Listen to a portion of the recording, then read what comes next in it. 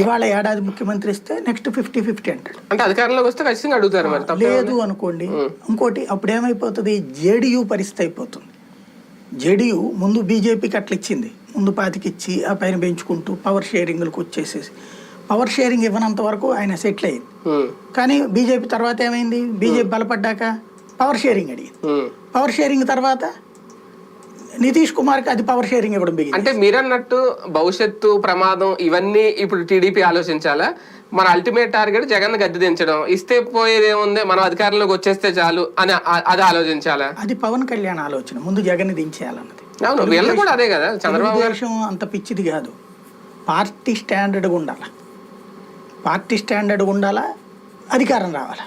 అవును, పార్టీ స్టాండర్డ్తో పాటు అధికారం రావాలంటే అక్కడ తమకి మద్దతు కావాలి, కానీ తాము ఇంకొకరికి మద్దతు కాకూడదు. ఇప్పటికే ఈయన 5 ఏళ్ళు అధికారంలో ఉండే దాదాపు టీడీపీ పునాదులను కలిపేసాడు, కెలికేసాడు అనేది.